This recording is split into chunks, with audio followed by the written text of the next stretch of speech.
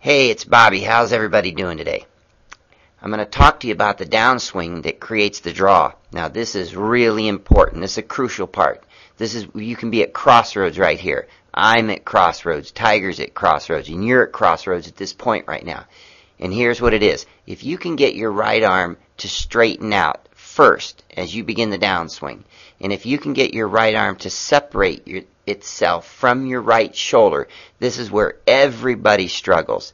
They turn at the same time instead of swinging the right arm down and extending it.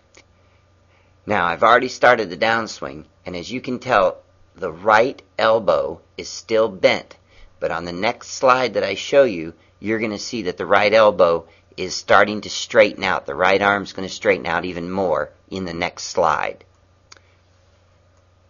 Now, this is a great slide because you can definitely tell from this picture that the right arm is almost straight right here. There's a lot of width between my right hand and my right shoulder. That width means that I've straightened my right arm out as I'm starting to swing the golf club down into the back of the ball. Now, here's a couple of reasons why it's really important right now to do that. If you don't do that, you're either going to turn into it from the top or your left hip will go out from underneath you. But this is just a perfect picture showing you how the golf club is coming back to that 9 o'clock position. And now on the next slide, you'll really see that the arm is straightened out, which is going to enable the golf club to turn over.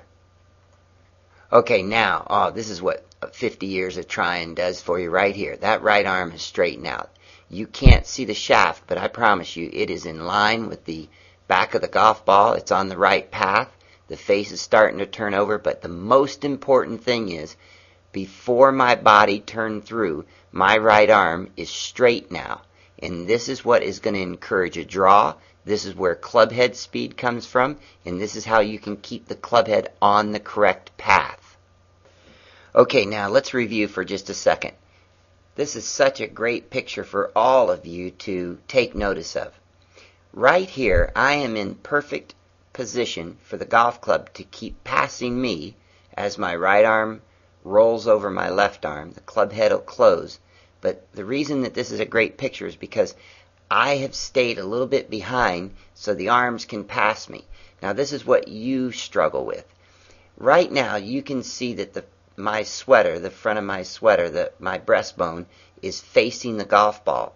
But for the average golfer, at this spot right here, your breastbone would be way over near my left hip.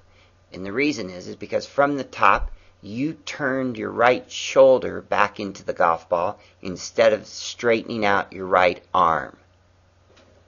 Okay, now, don't forget, be on the lookout for the next lesson.